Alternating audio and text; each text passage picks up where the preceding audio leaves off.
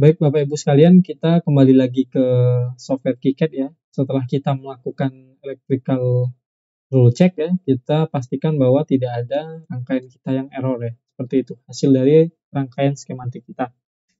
Nah, selanjutnya kita langsung ke PCB editor ya Bapak Ibu. Jadi dari skematik editor, ketika kita mau layout ya, kita dapat langsung mengkonversi ini ke switch PCB editor ya. Jadi kita klik ya, kita tunggu sebentar sampai muncul lembar kerjanya.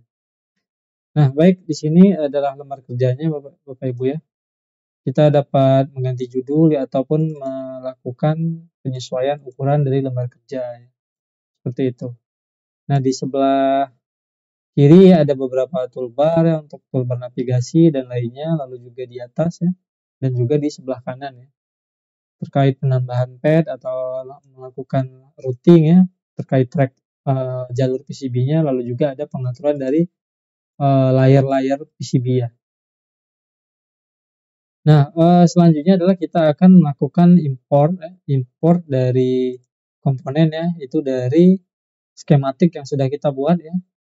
Ini ada beberapa footprint yang akan kita import. Kita coba update. Oke. Kita close. Nah, di sini kita setelah mengimport footprint ya, dari komponen yang kita buat sebelumnya ya Bapak Ibu. Nah, dari sini sebenarnya Bapak Ibu bisa melihat bentuk 3D-nya ya. Jadi kita coba melihat 3D-nya seperti apa ya. Ini ada di sini ada 3D viewer ya, ada alternatif plus angka 3 ya Bapak Ibu bisa klik melalui keyboard ataupun dari sini ya. Nah, di sini Bapak Ibu dapat lihat ya bahwa ini adalah tampilan 3D-nya ya sebelum kita melakukan layouting ya Bapak Ibu. Ini ada dioda bridge-nya ya, terus ada LED-nya ya. Di sini juga ada kapasitor ya. Kapasitor, regulator ya, dan lain-lain. Kita close, kita akan coba kembali ya Bapak Ibu. Nah, selanjutnya Bapak Ibu lakukan tata letak ya, terkait ini ya, posisinya ya. Untuk mengatur ini kita dapat tekan tombol R ya.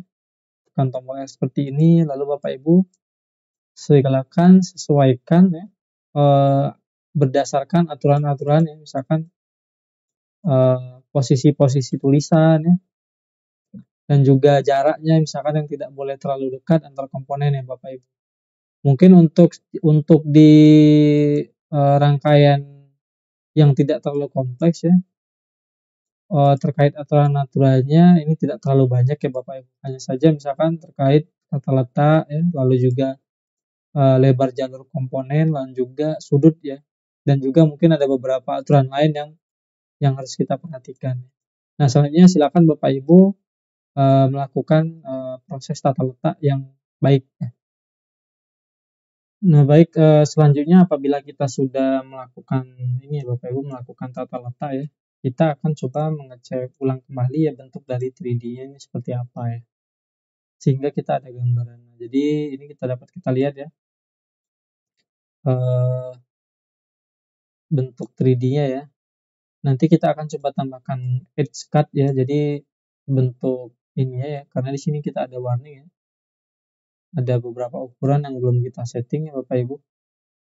Nah, ini ada juga beberapa aturan yang mungkin sudah kita terapkan ya, misalkan sebagai contoh posisi komponen ya. Nah, apabila biasanya kita bentuk komponen seperti IC 7805 ini ya, atau sejenis transistor ya, bentuknya ya, kebanyakan transistor juga ada yang bentuk seperti ini misalkan ya. Nah, ini Bapak Ibu kita biasanya menambahkan heatsink ya gitu. Nah, coba bayangkan apabila kita menambahkan heatsink, misalkan posisi dari perutnya IC ini ke arah sebelahnya, misalkan ya, ke arah berlawanan, sehingga heatsinknya dipasang ke sini ya. Tentunya ini heatsink akan menjadi sebuah ini ya, yang mengganggu kapasitor C1 C2 ya gitu. Nah, inilah salah satu contoh bagaimana posisi penempatan, misalkan spacing dari tiap komponen ini sangat penting ya. Kita perhatikan ya Bapak Ibu. Nah, untuk pada contoh di rangkaian yang kita buat ini sebenarnya rangkaian yang sederhana ya, sehingga ada beberapa aturan ya yang sesuai standar ataupun yang best practice. Kita tidak harus ini ya, tidak harus ikuti ya seperti itu. Nah, coba kita bayangkan ketika kita ingin membuat sebuah PCB atau produk yang bentuknya tidak lazim ya Bapak Ibu. Misalkan bentuknya ada yang bundar atau misalkan bentuknya yang seperti misalkan PCB pada mouse komputer ya, ataupun misalkan kita membuat PCB untuk smartwatch ya, atau kalkulator dan sejenisnya. Nah, di situ tentunya aturan-aturan itu akan menjadi lebih ketat ya Bapak Ibu. Misalkan tidak boleh ada area kosong misalkan yang ada di sini. Seperti ini kan ada banyak area kosong ya. Karena ini memang contoh dan juga rangkaian juga lumayan sederhana gitu ya. Nah, apabila di PCB atau sistem yang lebih kompleks ya tentunya kita harus melakukan pemanfaatan ya, atau efisiensi terkait wilayah ini ya, wilayah PCB-nya seperti itu. Agar semua wilayah PCB-nya ini digunakan dengan baik ya dan tepat seperti itu. Jadi tidak banyak ruang kosong ya Bapak Ibu, karena desain PCB ini juga berhubungan dengan desain produk ya, sehingga ketika kita ada desain produk ya, ada satu tim kita atau rekan kita membuat sebuah packaging atau casing, ya tentunya kita harus bisa menyesuaikan ya, menyesuaikan bentuk PCB-nya seperti apa atau sebaliknya seperti itu. Dalam hal konteks mendesain atau membuat produk elektronika ya, seperti itu. Lalu juga keterbacaan ya. Misalkan yang setelah saya jelaskan sebelumnya, keterbacaannya apakah semuanya sama gitu ya. Namun ada beberapa contoh kasus misalkan ketika areanya tidak bisa dimasukkan tulisan lagi ya, mau tidak mau misalkan posisinya harus dirubah. Misalkan C1, C2, C3 ini dibaca misalkan harus dari sebelah sini ya berurutan gitu ya. Nah, namun ada satu komponen misalkan 7805 yang dibacanya ke arah sini ya. Mungkin untuk latihan saat ini mungkin ini tidak dipermasalahkan gitu ya. Namun ketika ingin membuat sebuah desain ya, harus dimaksimalkan, membuat sebuah desain PCB, buat produk sesuatu harus dimaksimalkan. Harus dalam artian apakah ini harus diubah misalkan ya. Coba kita coba misalkan, nah ini apakah harus sesuai seperti ini ya gitu Bapak Ibu. Sebaiknya memang semuanya searah ya, tapi ketika ada sebuah kasus yang khusus gitu ya, ini seharusnya tidak dipermasalahkan ya terkait posisi dari tulisan seal screen-nya nanti ya Bapak Ibu. Tinggal ini sebenarnya masalah kenyamanan juga, lalu juga terkait desain produk gitu ya. Sehingga untuk contoh seperti ini ya, contoh di rangkaian sederhana ini tidak terlalu ini ya, tidak terlalu berpengaruh ya. Asal misalkan calon pengguna kita itu nyaman membacanya ya, seperti itu. Nah, selanjutnya juga kita dapat menambahkan teks ya apabila misalkan kita ingin menambahkan nama atau produk, misalkan kita sebagai contoh sini ya BMTI Bapak Ibu ya. Kita coba tambahkan BMTI. Ini sepertinya terbalik, kita coba lagi. Oke. Okay.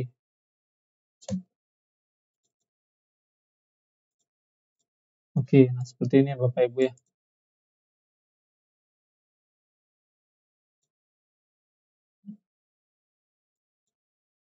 Nah, perlu diingat Bapak Ibu, ketika kita menambahkan sesuatu ke dalam desain PCB, kita harus melakukan state-nya dulu di dia sebagai apa gitu. Apakah sebagai seal screen, sebagai track, atau sebagai apa ya.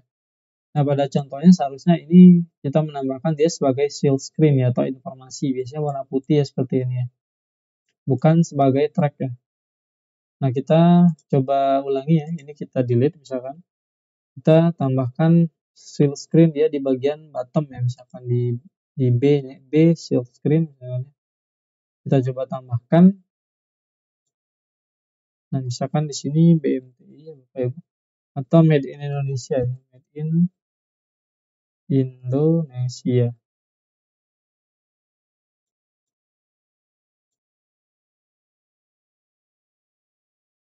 Nah, kita akan coba lihat ya. Oke, nah di sini ada ya Bapak Ibu ya, tulisan Made in Indonesia-nya ya. Nah, ini sepertinya terbalik ya, kita coba edit lagi, misalkan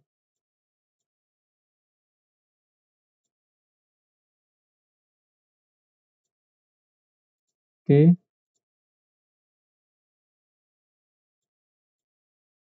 Nah, ini terkait penambahan teks ya. Nah, selanjutnya kita coba menambahkan edge cut Bapak Ibu ya. Jadi kalau kita lihat di desain 3D ya, nah sebenarnya ini bukan hasil dari pengukuran kita ya. Ini otomatis seperti ini. Nah, namun kini kita coba terkait penambahan edge cut. Jadi kita arahkan dulu edge cut-nya di sini ya.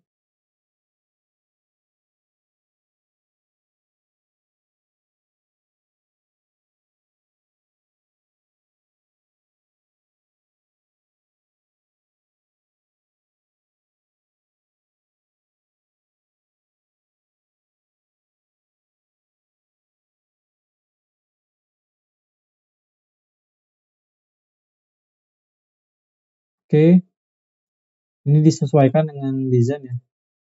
Ketika kita membuat desain produk ya, atau berhubungan dengan desain produk, nah ini tentunya penting ya untuk melakukan pengukuran dimensi realnya ya, berkaitan dengan user experience penggunaan alat yang kita buat.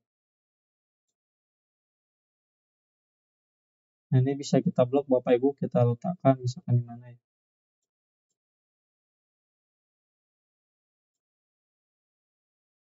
Nah, misalkan di sini ya.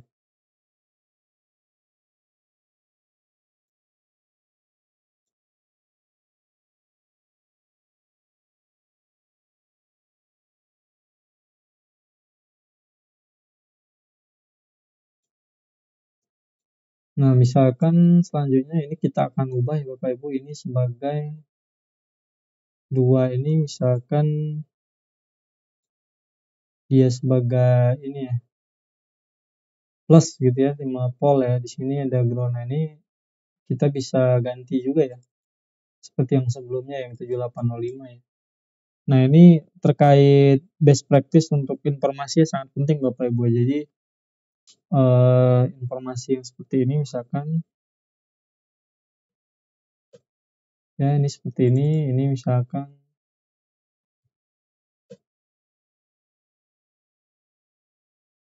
Karena apabila salah informasi terkait desain ya tentunya itu akan menyebabkan kesalahan juga ya dalam praktiknya ya.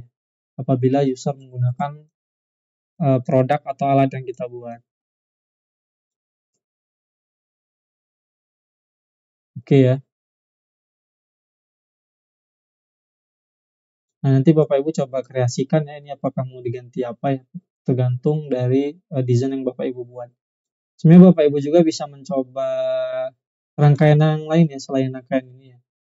Bisa mencoba sendiri ya menggunakan rangkaian tertentu misalkan, sehingga nanti Bapak Ibu lebih banyak mengeksplor ya.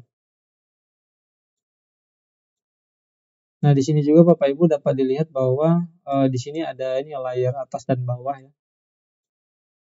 Nah, pada dasarnya misalkan kita ingin membuat satu single layer PCB ya, kita hanya menggunakan yang bagian bottom aja ya untuk melakukan routing ya.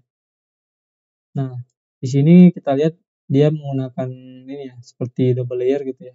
Sebenarnya kalau kita cepat menghilangkan misalkan di depannya di layar satunya misalkan seperti ini ya ini.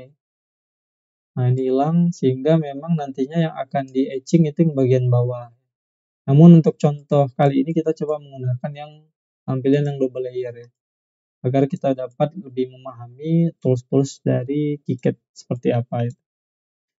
Oke, selanjutnya Bapak Ibu kita coba akan melakukan routing ya, melakukan routing di dalam desain kita. Nah, Bapak Ibu sekalian perlu diingat ketika melakukan routing ya, kita harus mengingat-ingat juga ya terkait aturan-aturan ya. Misalkan kira-kira berapa ampere alat kita ini akan digunakan ya, seperti itu, atau berapa ampere arus yang lewat di dalam sebuah komponen ya. Nah, sehingga kita perlu memperhatikan perbedaan dari jenis track ya, misalkan seperti itu. Ini sebagai contoh ya, kita menggunakan beberapa track ya. Nah, kita dapat menambahkannya di sini Bapak Ibu di track ini ya, kita terus edit pre-define size ya. Nah, di sini Bapak Ibu dapat menambahkan ya, beberapa contoh-contoh ukuran. Misalkan kita menambahkan 0,25 ya. Misalkan di sini ada klik predefined size ya, lalu tambahkan di sini 0,25 mili ya. Oke, enter. Selanjutnya klik OK Bapak Ibu. Nah, oke, kita tunggu sebentar. Oke. Nah, selanjutnya kita melakukan routing ya Bapak Ibu. Jadi kita sebagai ini akan saya contohkan dan Bapak Ibu silakan diteruskan nantinya. Misalkan kita asumsikan misalkan dari trafonya itu 2 ampere ya misalkan, dan memang akan digunakan kira-kira anggap saja 2 ampere, 1 ampere lebih lah misal ya, seperti itu. Nah, kita pilih di sini misalkan tracknya yang 1 ya gitu ya. Yang 2 mili maksud saya ya. Nah, kita coba di sini ada root track ya Bapak Ibu, pilih. Nah, sebelum itu juga kita harus memilih ini dulu ya di sini. Di sini ada layer-layer ya, kita memilih ingin di layer yang mana. Nah, sebagai contoh kita ingin menggunakan layer yang bawah ya. Kita pilih yang bottom B ya, atau back biasanya kita pilih. Lalu kita klik ini ya, klik rootnya, root track, lalu kita klik di sini ya Bapak. Nah, di sini berwarna ini ya, berwarna biru ya, karena memang ini untuk di bagian belakang, di back ya, atau di bottom, di layer bawah. Nah, misalkan seperti ini Bapak Ibu. Nah, ini kita dapat edit kembali misalkan ya, sesuai dengan desain ya. Selain itu, Bapak Ibu juga dapat mengedit grid yang ada di sini ya. Nah, di sini kita coba gridnya mau yang 0,1, 0,5 misalkan seperti itu ya. Agar lebih memudahkan kita dalam proses routing ya. Nah, misalkan seperti ini. Ya. Nah, yang paling penting diingat juga Bapak Ibu itu adalah masalah estetika ya. Jadi kita masalah estetika dalam desain ini juga sangat penting ya, agar desain kita juga menarik ya. Dan desainnya juga bagus ya Bapak Ibu.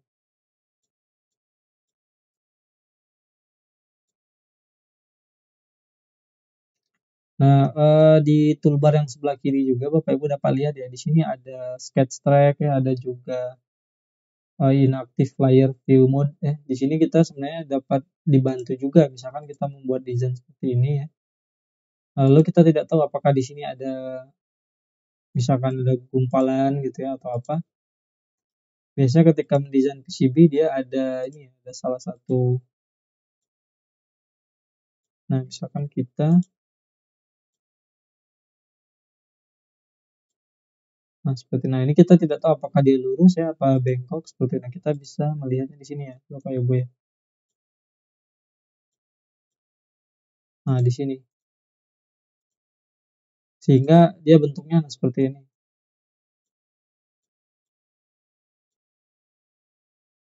Jadi tampilannya kita bisa lihat dia sebagai sketch ya Bapak Ibu ya. Kalau mau diubah kembali silakan klik lagi ya. Oke, seperti ini.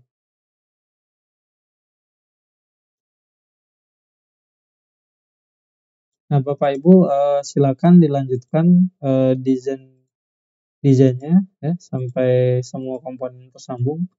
Dan satu lagi untuk di ininya ya, di groundnya. Ini groundnya kita terakhir ya, menyambungkannya. Jadi sehingga Bapak Ibu fokus kepada yang selain ground ya untuk menyambungkan menggunakan ini ya, tracknya gitu, melakukan routing PCB.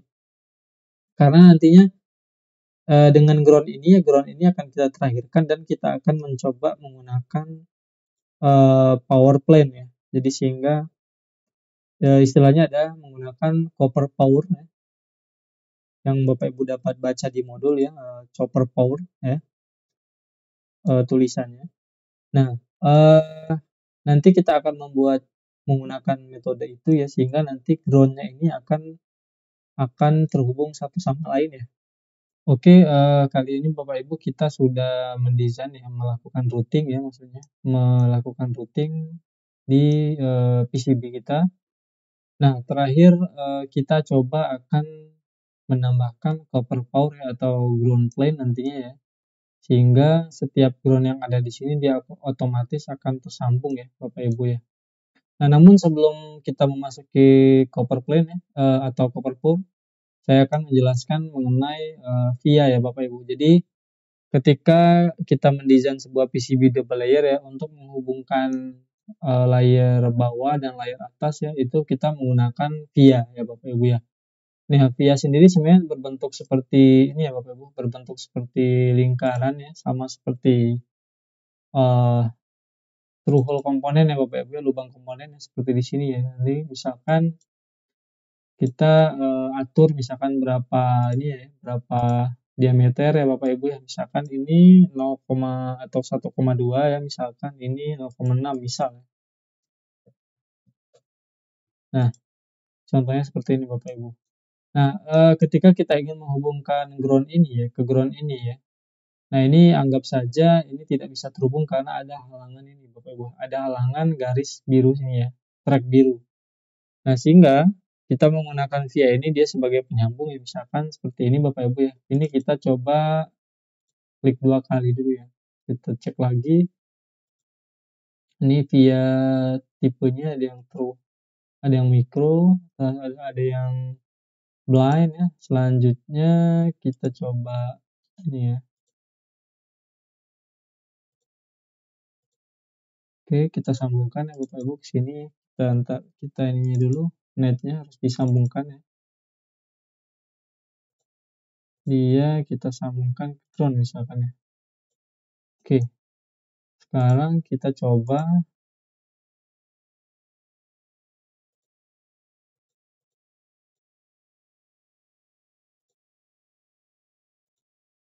Nah, sini ya Bapak Ibu ya. Nah, kalau kita menggunakan ini dia tidak bisa Bapak Ibu, ada halangan ya. Dia jadi berubah hijau, artinya dia tidak bisa dilewati. Nah, fungsi via adalah kita menyambungkannya melalui layer yang bagian atasnya. Kita coba lagi menggunakan ini. Nah, lihat Bapak Ibu ini aman ya jadinya. Jadi tidak ada ini ya, tidak ada, kecuali kita ke sini ya, karena through hole ini kan lubang komponen ini tentunya dia hampir sama seperti via ya, dalam artian kalau dalam konteks double layer dia juga ada di padnya ini ya, tembaganya ada di bagian atas dan juga bagian bawah ya, ada di bottom bottom layer juga. Nah, ini kita coba ya, coba kita sambungkan Bapak Ibu sini ya. Sorry.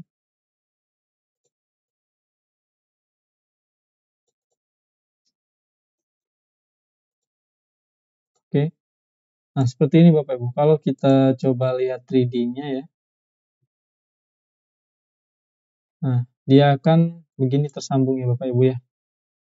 Nah, biasanya memang ukuran via ini Bapak Ibu tergantung dari kebutuhan kita ya. Biasanya kecil ya, harusnya lebih kecil lagi. Ya, untuk contoh tadi ya, ini kita perbesar ya Bapak Ibu. Seharusnya untuk ukuran via sendiri Bapak Ibu itu ada aturan yang seperti yang saya jelaskan di slide sebelumnya ya, bahwa itu tergantung dari data apa, atau di power atau ground yang masuk situ ya, yang melewati via Bapak Ibu. Biasanya sinyal ya yang sering digunakan. Nah, namun beberapa juga ya, ada beberapa best practice yang memang ketika kita menggunakan ini ya, via untuk arus ya, misalkan yang tinggi ya Bapak Ibu, nah itu tidak diperkenankan biasanya ya. Karena dikhawatirkan dia tidak efisien, lalu juga bisa merusak ya, karena ini adalah sebenarnya sama seperti ini ya, tapi lebih kecil ya Bapak Ibu. Jadi seperti cincin seperti itu ya, hanya lebih kecil.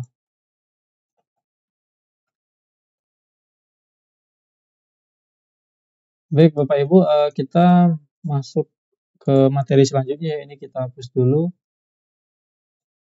Kita akan coba yang saya sebutkan sebelumnya, yaitu copper core ya Bapak Ibu. Untuk melakukan ini ya, membuat copper core ya Bapak Ibu, kita coba tentukan dulu ya, dia akan koneksi ke layar atas atau bawah ya. Nah, saat ini kita coba menggunakan layar bawah ya. Nah, di sini setelah memilih ini, kita memilih di sini ada toolbar yaitu add field zone ya. Kita klik ya, kita sesuaikan misalkan posisinya. Nah, lalu kita pilih dia akan menjadi apa ya. Di sini kita menggunakan ground ya, jadi ground plane. Nah, selanjutnya buatlah atau kotak seperti kotak itu mengelilingi ini ya, mengelilingi PCB kita ya. Oke, ini sebagai contoh ya Bapak Ibu ya, kita coba terus. Nah, sebaiknya memang agar lebih tepat ini menggunakan ukuran grid yang pas Bapak Ibu sehingga lebih gampang. Ini kita coba ke sini. Oke. Oke. Nah, jadi ini Bapak Ibu ya, kita sudah membuat apa? Cover pour-nya. Lalu ketika sudah terbentuk kotak seperti ini, kita tekan tombol B. Tombol B pada keyboard misalnya. Kita tekan. Nah, di sini dapat kelihatan Bapak Ibu terkait koneksi ground. Kita telah mengkoneksikan semua ground yang ada di sini ya. Nah, di sini juga kita bisa menambah clearance-nya Bapak Ibu, jarak misalkan. Ini ada minimum ya, ada clearance-nya misalkan 0,5 ya. Kalau kita 1, dia seperti apa kita coba. Nah, dia jaraknya akan semakin lebar ya Bapak Ibu. Jarak antara track ke cover pour-nya di sini ke sini ya.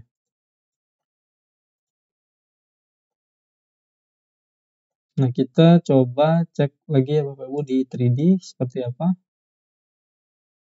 Nah, ini kita lihat di bawah ya. Nah, baik, beginilah Bapak Ibu hasil dari layout kita ya.